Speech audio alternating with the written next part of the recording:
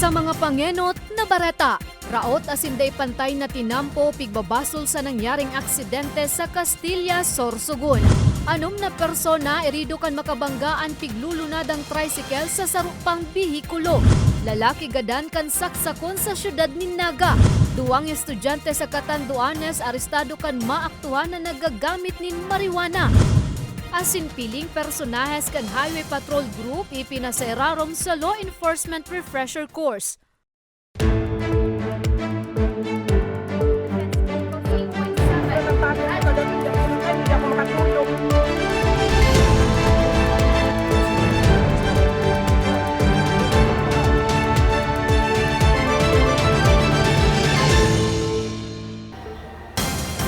Maray na hapon, Miyerkules, Pebrero 1, taong 2023. Puninan mga baretang tatak Bicol. Madadangugmanan mga baretang ini sa 88.7 Radyo Oragon Catanduanes sa 90.7 Radyo Oragon Legazpi.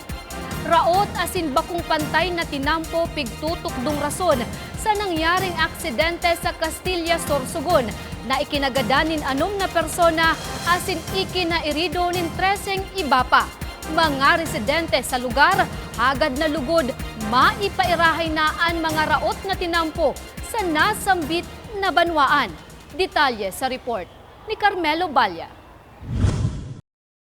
Lubak-lubak asinday pantay na tinampo ang pigbabasol kan mga residente sa Castilla, Sorsogon kan makangirhat na aksidente sa banwaan kan nakaaging simana kung sain anom ang binuwian in buhay asin 13 ang nalugadan.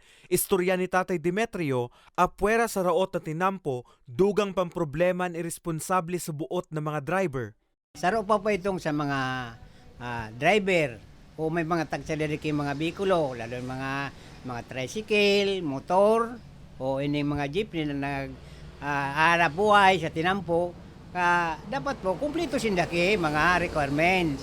Tangani dahil po kung aros kan may nangyayaring mga tragedya sa tinampo, di man kami madipisilan.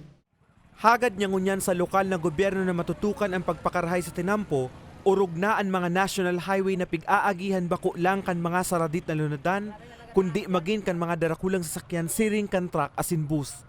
Paglilinaw kan alkalde kan banwaan, antes pa man mangyaran insidente, nagpadara na sindanin surat sa DPWH district na nakakasakop sa lugar, alagad hasta ngunyan daipa ininin kasimbagan. Kaya naman, liwat da sindang nagibo din resolusyon na direkta nang ipapadara sa DPWH Bicol para sa mas marikas na pag-aksyon. Ang samuya na pigigibo lang is only to request from the DPWH because ini magkatabing highway, bako may man yan sakop. Ang oni nga ni, may project ang LGU na nagkakalkal kang water system na agihan, kay puwan may mag-agad ki permit sa inda. Minsan nga ni, natataod-taod ang permit, pero gusto ko lang ipabot sa tao, minsan pigbi-blame kami na sala kang local government, di man po nagkukulang ang LGU. In fact, nagkapira na ng mga surat ang pigpadarami, sa ano, pero dahil ko man na pigbabasol ngunyan ang DPWH, na sige bagang oran. Na ngayon nag-request ka mo immediately mapunduhan tolos, bata aram maganindo ang procurement law. Mantang pigahalat ang lakdang kan DPWH, nagbugtak na muna ang LGU nin signages asin dugang na streetlights. Ang pangapudan ko sa mga driver, lalo na so nagiling sa indo, na pag-agi dapat nindo din sa Castilla, dit na luway-luway, lalo pag nailing nindong araw ka ng tinampo, dit na luway-luway, ining mga barangay kang San Rafael, San Isidro, and part of Milagrosa, talagang medyo mahal nas ang tinampo dyan, then may mga dit na mga lubak-lubak. Mientras tanto, nagtao naman in asistensya ang lokal na gobyerno sa mga pamilya kan binawian in buhay, magin sa mga nairido sa insidente. Dagos naman na nagpasalamat ang alkalde sa gabos na nagtaon in asistensya, kasabay na ako Bicol Party List asin gobyerno probensyal kan Sorsogon. Para sa mga baretang tatak Bicol, Carmelo Balya.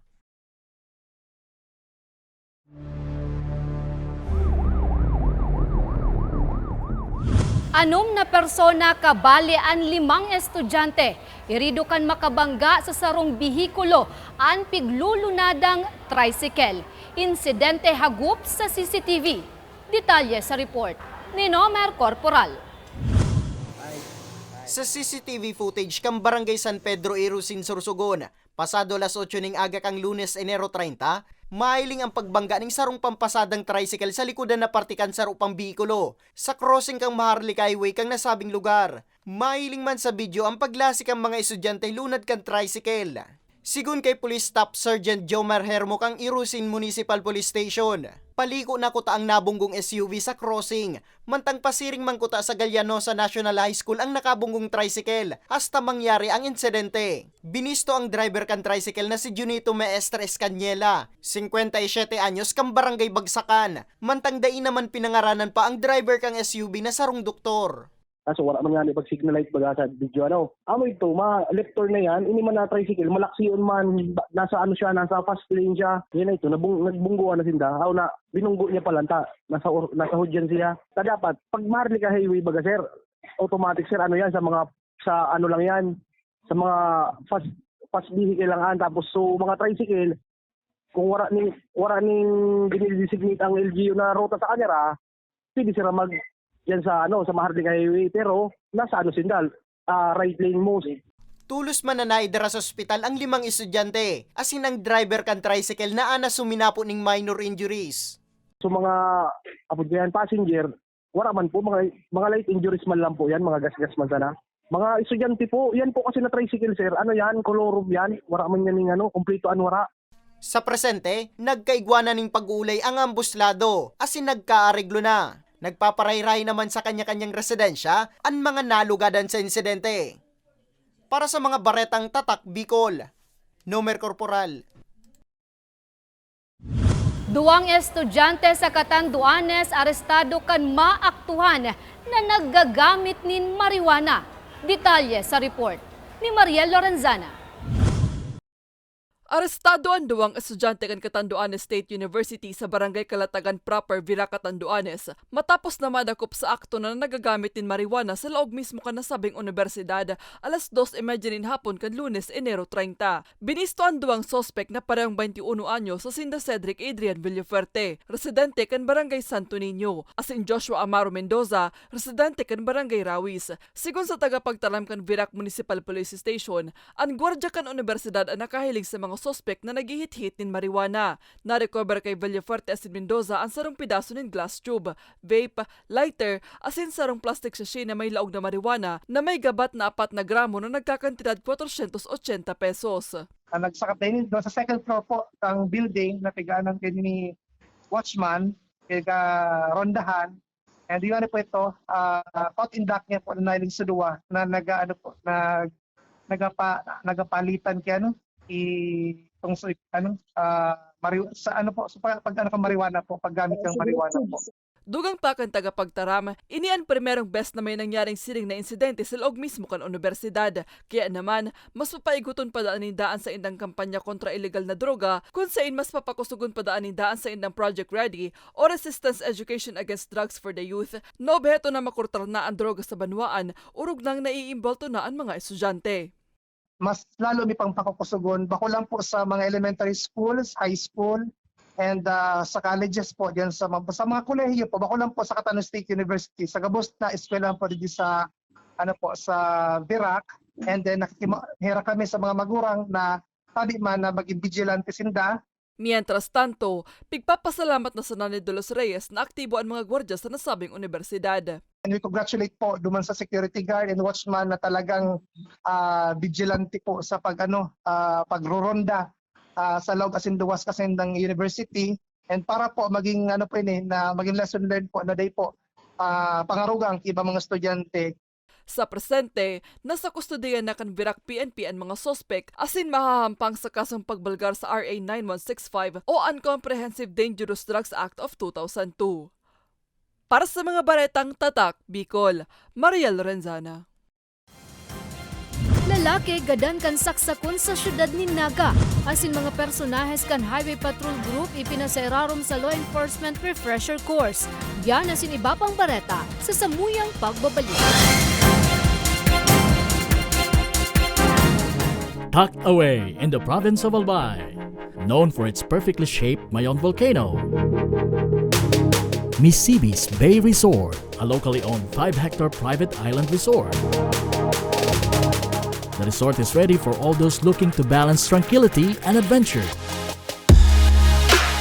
This tropical destination is where guests can either choose to relax under the palm trees or have an adventure under the sun.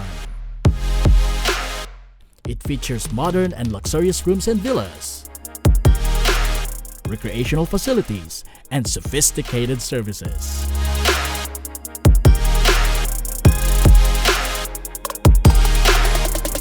Come and experience Mississippi's Bay Resort, your tropical island getaway.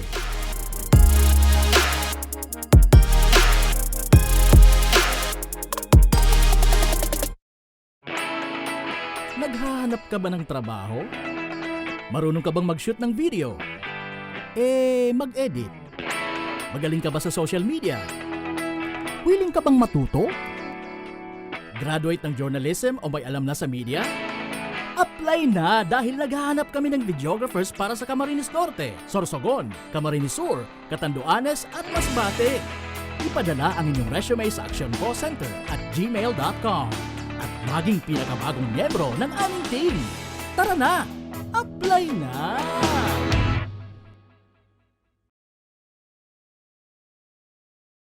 Sa imong ka nagpapadagos na pandemya, daima nag-uuntok sa pagriparo, ang satuyang satiring partido, ang Ako Bicol Party List, yaon pirmi sa pagpadangat kan mga kasaraditan, sa tabang kan manto ni ina, ano man na panahon, hain ka man sa Kabikulan. Viva la Virgen! Viva Nuestra Señora de Peña Francia!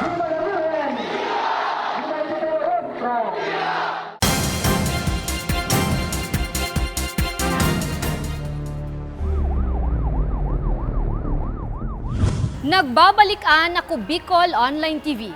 Lalaki gadan kan saksakon sa syudad ni Naga.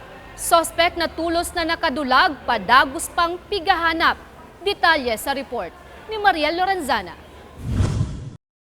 Dainaw minabot pang buhay sa Bicol Medical Center ang 41 anyos sa si Dizon de Vinaflor, residente kan Zone 7 San Isidro, Naga City, Camarines Sur, matapos sa saksakunin da ipa nabibistong kagibo alas 4:30 maagahon kasuodma Enero 31. Sa inisyal na investigasyon kan Naga City Police Station, posibleng mantang nagkakaturog ang biktima katayidan sa iyang esposa sa laog kan sa indang residensya, basag na luminaog ang sospek sa kwarto kan mag-agom asin ginibuan pananaksak. Nagimataman subuo tulos ang esposa kan biktima, alagad da ina nabistuhan pa ang sospek na marikas na duminulag. Yung sarap pang pigiling duman is kung nag-agi duman sa kusina, sa pintuan sa kusina, kan pigiling da kan investigador sa kusina, da ida basta mabubuksan kung ito nakasara. Kasi konkreto ang harong, kung ito da nakasara, siyempre nga when you are asleep, ang tendency is to lock all the doors and windows.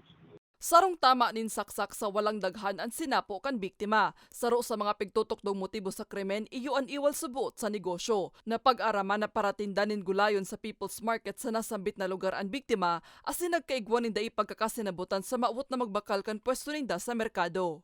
Medyo nakakitan pa sila mag-identify ng motibo, although may mga pinaghilang silang mga anggulo. Tapos, siyempre, pag they pa-identify yung motibo, they ma-identify pa to perpetrator. Medyo magulo pa po lang, they pa nakaka-or na tultul na so agum, ano.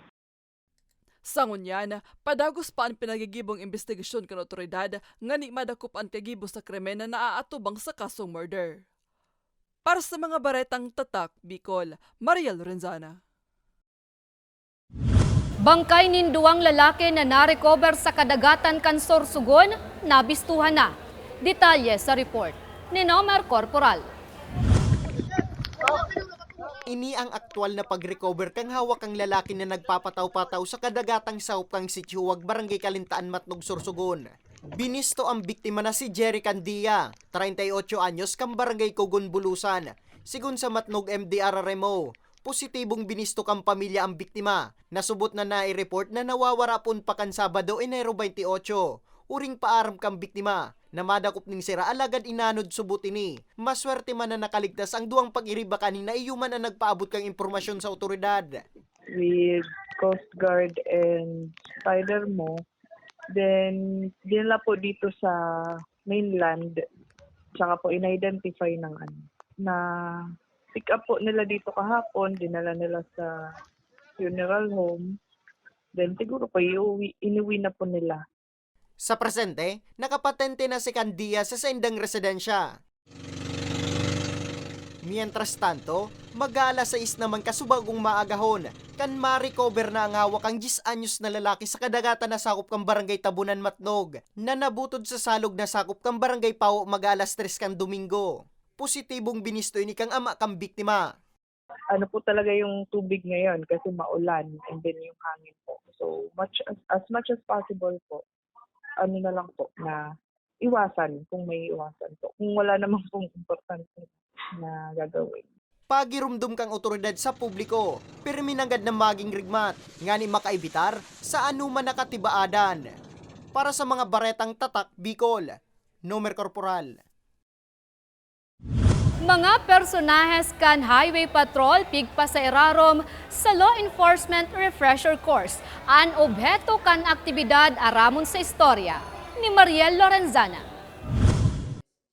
Bentay para kay Police Senior Master Sergeant Glendon Deloso ang pig-o-operate na refresher course kan Land Transportation Office o LTO Bicol katuwangan Highway Patrol Unit 5 para sa siring niyang law enforcer. Para sa iya, dakula ang darang katabangan kan aktibidad, urog na sa pagkakatukar liwat kan traffic rules. Mas naging praskuda kaya sa isip niya ang mga dapat asinday dapat sa pagpapautob dinlay sa trapiko.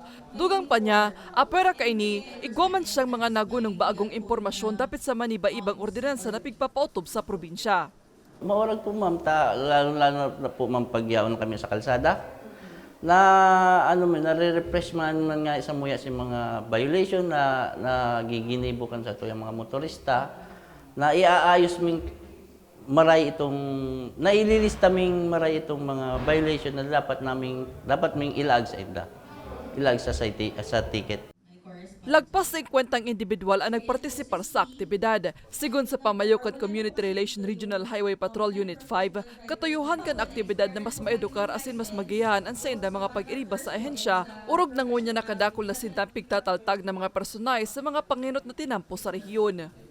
Yes po, tabay mga bago po itang mga batas na tigpapaluwas, kay puhan po itong mga law enforcer na dati nang deputize, wabilber po sila sa mga bagong administrative na pinaluluwas kang LTO as hindi OTR. Para po ito sa itong mga law enforcer, pag nag-apprehend po sila na sila sa luwas, aram po nindasin na tigigibo pag-implement po kayo ng traffic codes of the Philippines.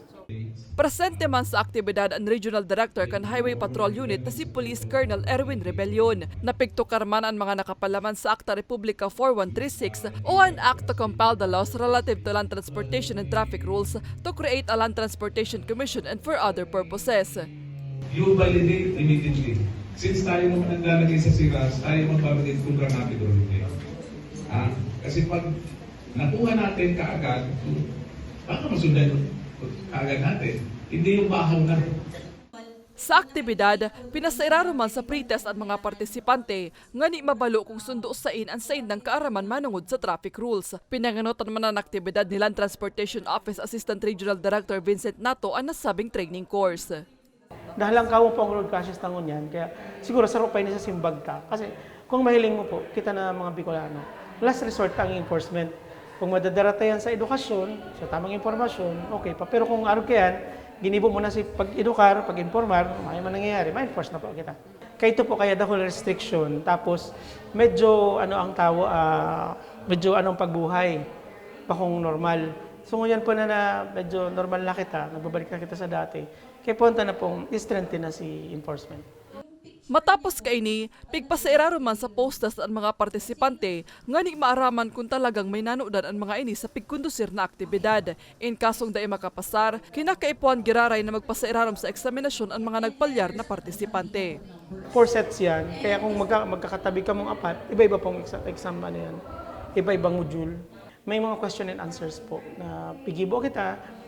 Dakol po naman nagluwas talaga na aram ninda si batas, pero ang pag-implement ang medyo day ninda maintindihan. So ngunyan, kang nagkasirimbagan kami kanina, medyo malinaw na.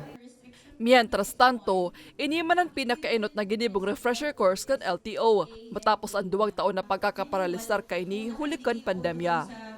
Para sa mga baretang tatak, Bicol, Maria Lorenzana. Asinyanan katiripunan kan mga baretang tatak Bicol. Ako si Jen Nunez. Salamat!